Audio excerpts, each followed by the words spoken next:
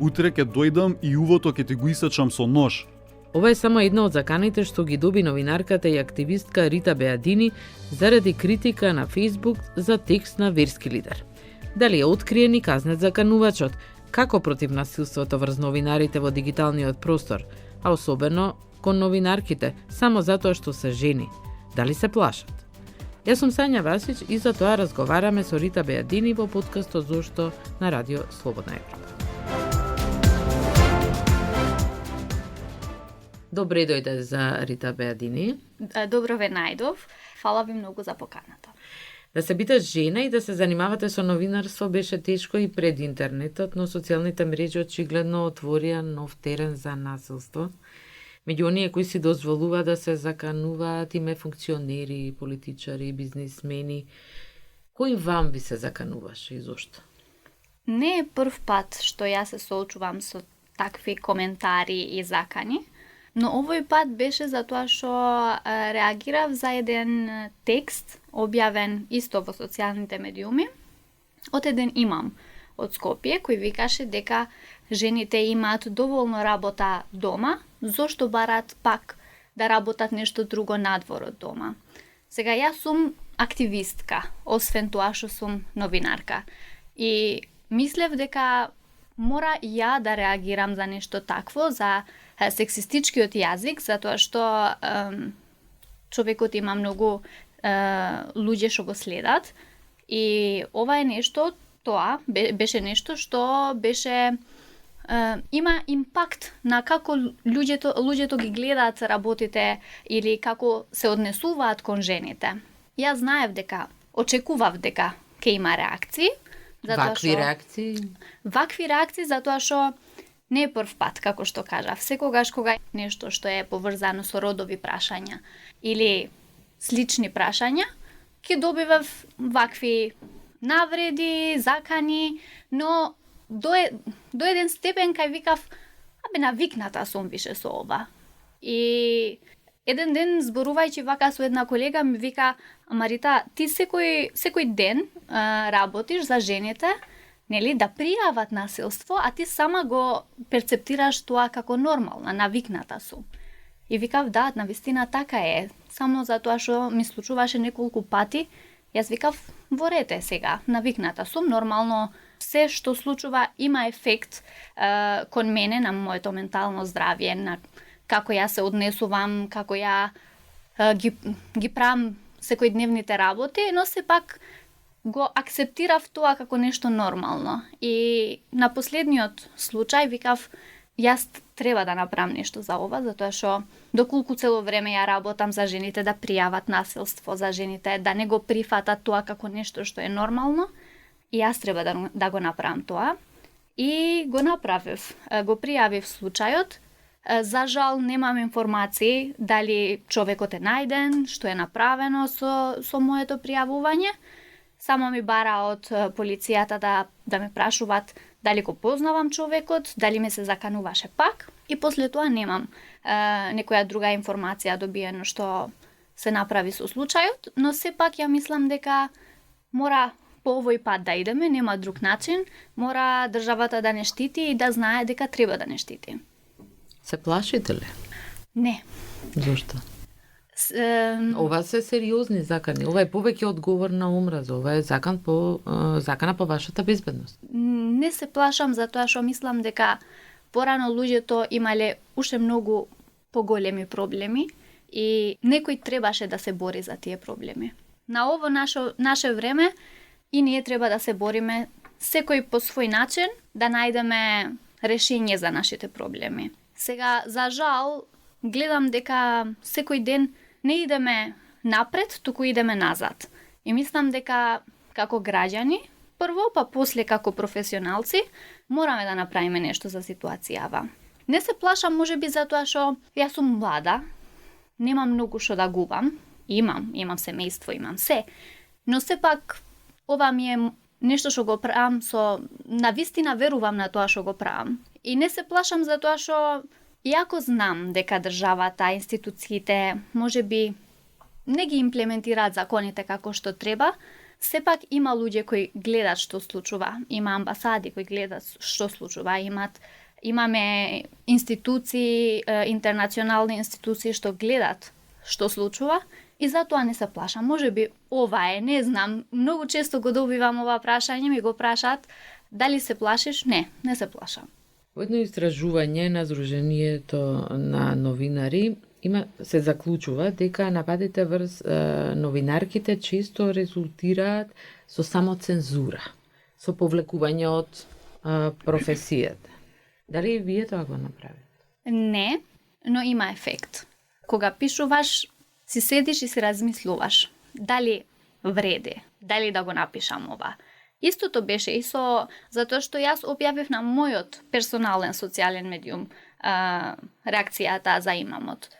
Но сепак, фактот дека сум новинарка, фактот дека луѓето ме гледат на телевизија цело време, имаше влијание и има влијание затоа што те познават, мислат дека те познават, те гледат цело време и мислат дека имат право да ти кажуваат се.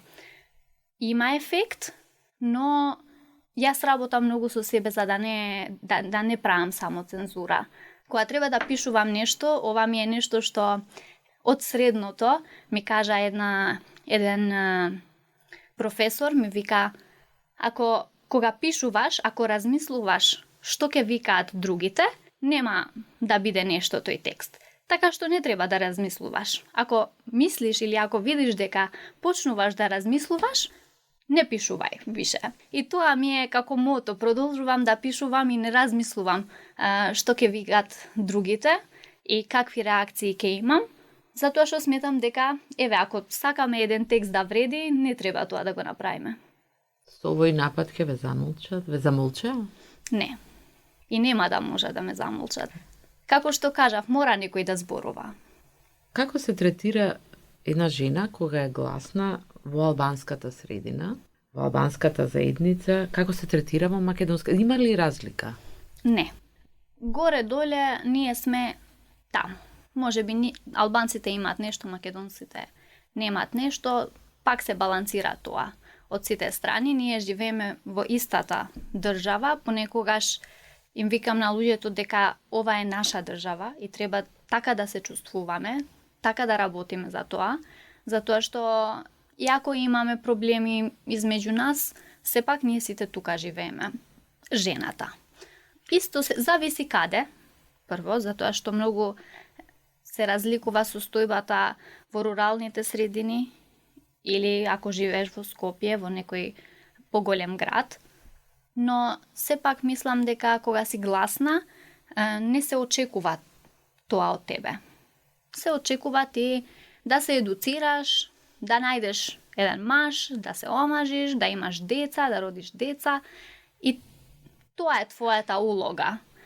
Јас затоа се борам, затоа да не им биде главна цел на жените, не дека тоа не е важно, тоа е важно. Но сепак има и други работи што жените мора да бидат дел се и мора да учествуваат, да направат нешто за ова држава, за овој народ, за сите нас што живееме тука цело време. И за себе си? И за себе си. Како што споминате, корените на замолчувањето се во тој патриархален систем на вредности, каде што нели се негуваат родовите стереотипи, се знае каде е местото на жената, нели? Им дава ли тоа сила на нападјачите? Токму тој. Да, кога си жена, мислат дека полесно е да те нападнат, да те заканат.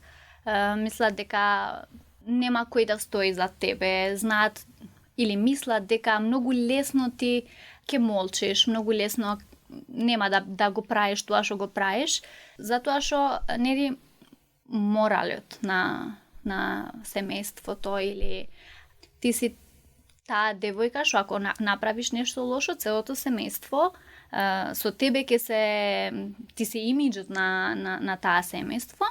Ке се посрамоти. Ке се посрамоти семејството, но сепак мора жените да најдат начин како да кажам, не треба да влие тоа толку многу на животот на жените. Ова е нешто што треба сите заедно да се бориме за тоа. Сме на ова состојба како сме Но наша работа е да работиме цело време за тоа да бидеме подобри како држава, како жени, како општество. Добивте ли поддршка од колешките во телевизијата, од други жени, кога гласно проговоривте, какви закани? Овој пат да, затоа што јас околу 5 години, 6 години работам како новинарка и како активистка, затоа што и како новинарка ја работам на родови прашања, пишувам за родови прашања и малце повише сега луѓето ме познаат, што правам, која сум. И нормално фактот дека јас овој пат пријавив во ЗНМ, пријавив во полиција, во МВР, во сите институции кои се надлежни за овие работи. Но порано не. И тука може би има малце разлика дали сум албанка, дали сум македонка. Зошто? Затоа што не знам како да сме разделени на овој дел. Како да не интересира што случува со другиот дел, другата заедница. Знам еднаш кога имав еден ваков случај со закани, со навреди, една моја другарка реагираше на една група за поддршка и викаше, видете, Рита добива закани ради тоа што го прави. И една жена ги постираше заканите. Една жена пишуваше, ама јас не го разбирам што пишува тука.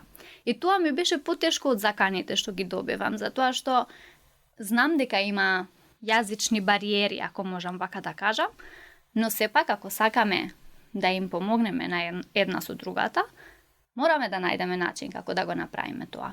Овој пат беше малце поразлично, добив поддршка од новинарите, од колегите, од сите тие што ме познаваат.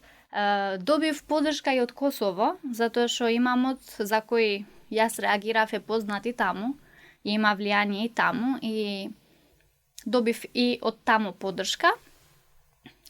Сега од медиумите, малце се плашат медиумите кога ние добиваме вакви закани, како новинари.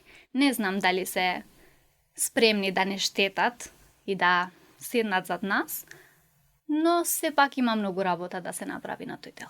Освен вербални и физички напади има врз новинарите и врз новинарките, две ваши колешки од истата телевизија беа нападнати со снимателот и тоа физички и непосредно по заканите вие. Да. Колку е сериозен проблемот, јас 4 години работев во Алсад, више не работам и знам колку често може тоа да случува. Луѓето кај нас не се навикнати да гледаат камера и секогаш мислат дека тоа е нешто лошо.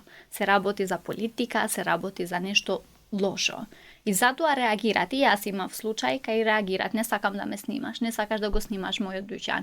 И ако ти си на јавен простор и имаш право да снимаш.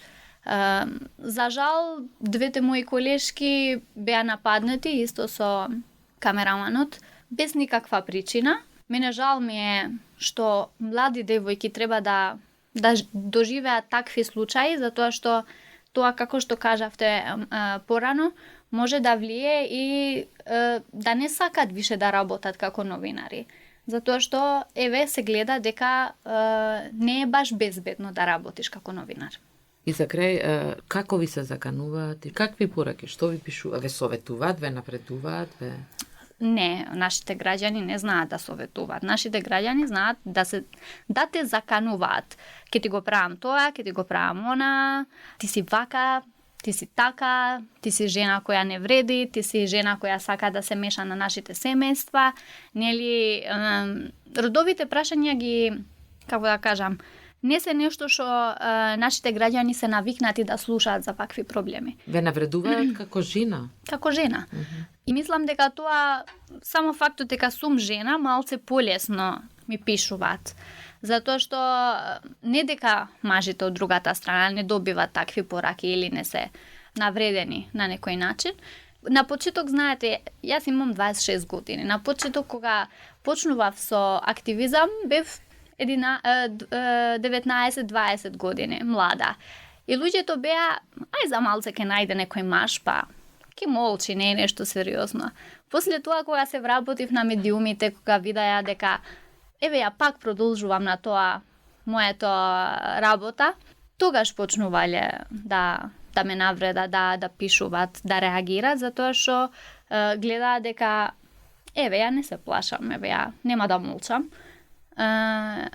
Но сепак, еве, на крај сакам да бидам позитивна. Сакам жените да гледаат дека има некој што се бори за жените и дека имаат кај да идат. Тука е крајот на овој подкаст Зошто на Радио Слободна Европа. Благодарам Рита што искрено ни кажа и како се чувствуваш и зошто реши гласно да зборуваш за овој проблем, но и да ги охрабриш и другите.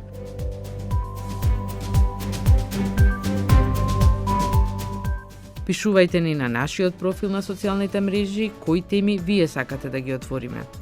Јас сум Сања Васич. Слушајте го пак подкастот Зошто на нашиот сајт Слободна Европа, на нашите социјални мрежи, како и на Spotify, на Google Podcast и iTunes.